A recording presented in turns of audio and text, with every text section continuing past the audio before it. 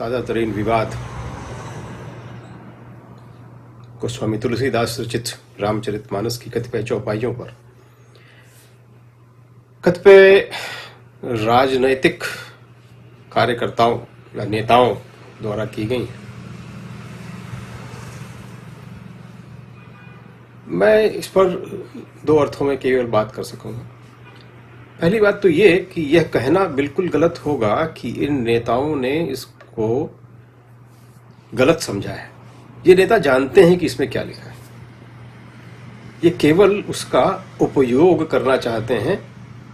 समय चुनावों का है, समाज के विभाजन को बढ़ावा देकर चुनाव जीतने की अपेक्षा बहुत सारे राजनेताओं में रहती है और उसका ही उपयोग यहाँ ये राजनेता करने का प्रयास कर रहे हैं। इसलिए मैं उनकी अज्ञानता के ऊपर कमेंट नहीं करना चाहूंगा। ये अज्ञानता नहीं है, ये जानबूझकर किया जा रहा कुत्सित प्रयास है और वे अच्छी तरह जानते हैं कि गोस्वामी तुलसीदास ने क्या कहा और कब कहा और किस संदर्भ में कहा। मैं अपनी बात दो तरह से प्रारंभ करना चाहूंगा। पहली बात तो ये कि क्या इन नेताओं ने कबीर को पढ़ा है, क्या ये कबीर को मानते हैं, कबीर के द्वारा लिखित दोहों का अध्ययन किया है। कबीर कहते हैं, नाई की झारी पड़त अंधा होत भुजंग, कबीरा तिनकी कौन गत जो नित नारी संग। कबीरा नारी प्रीत से केटे गए ग्रंथ केते और जाएंगे नरक हसंत हसंत। कबीरा मन मिर्थक भया इंद्री अपने हाथ, तो भी कबहु न कीजिए कनक कामिनी साथ। ये कबीर हैं जिनकी सामाजिक स्वीकार्यता असंदिग्ध है। एक और मैं आपको विवरण देना चाहूंगा। यदि आप ऑक्सफोर्ड डिक्शनरी ऑफ प्रोवर्ब्स के आधुनिकतम अंक को पढ़ सकते हैं, ये पुरानी बात नहीं है। उसमें एक प्रोवर्ब दिया है, लोकोक्ति दी है, बहुत सुंदर लोकोक्ति है। वो आपके संदर्भ के लिए बहुत सुंदर लोकोक्ति है और वो कहती है, a woman, a dog and a walnut tree, the more you beat them the better they be. 1670 में यह लोकोक्ति प्रचलित थी और जो आज भी ऑक्सफोर्ड डिक्शनरी ऑफ प्रोवर्ब्स में दी हुई है। अब इन संदर्भों के साथ यदि आप समझने की कोशिश करें तो आप समझ सकते हैं कि यदि कभी भी किसी भी संदर्भ में आप किसी भी शब्द के अर्थ को उसके संदर्भ से हटाकर देखने का प्रयास करेंगे तो इसी प्रकार के अर्थ आपको नजर आएंगे। ऑक्सफोर्ड डिक्शनरी जो कंसाइज डिक्शनरी है, सबसे बड़ी डिक्शनरी मानी जाती है, उसके एक शब्द पे आप चलें जो बहुत सामान्यतः प्रयुक्त होने वाला शब्द है भारत में भी, WET, वेट। वेट का अर्थ है गीला, भीगा। लेकिन आप इस डिक्शनरी को थोड़ा सा गंभीरता से देखें तो वेट शब्द का एक अर्थ दिया हुआ है थीफ अर्थात चोर।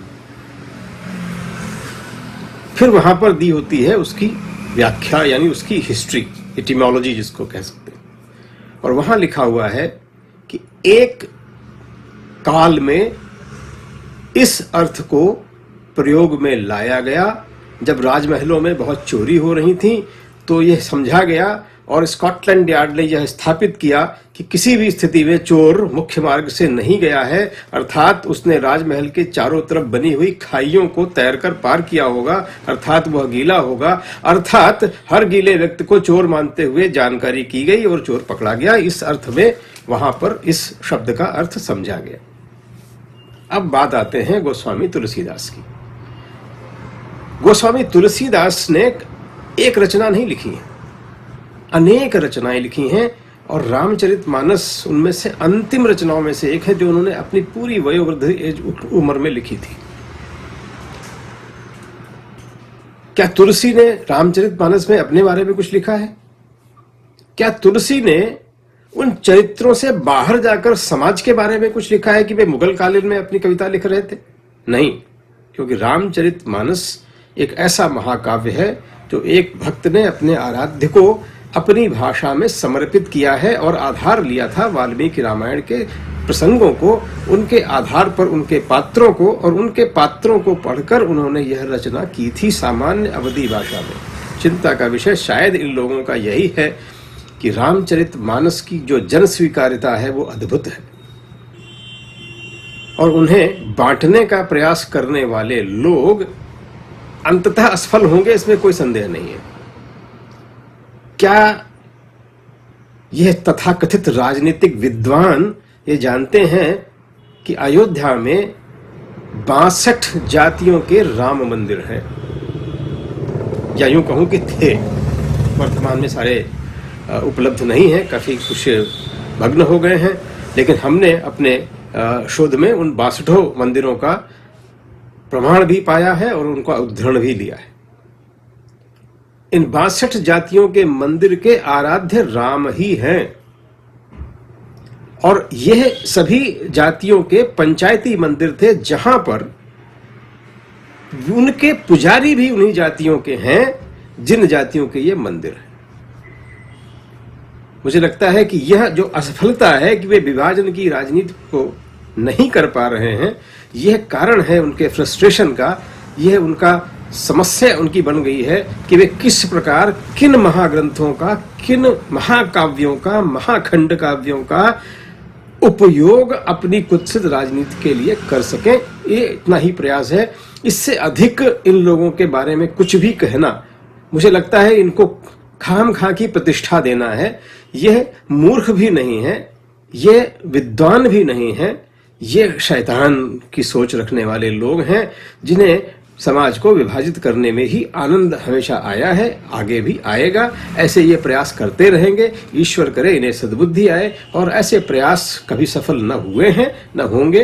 अस्तु, मैं ये कह सकता हूं कि गोस्वामी तुलसीदास की रचना के ऊपर कोई आक्षेप लगाना सूरज को दाग लगाने जैसा है, चांद को दाग लगाने जैसा है, सूरज को दिया दिखाने जैसा है। इन प्रयासों को लेकर कोई गंभीरता न थी, न है, न होनी चाहिए।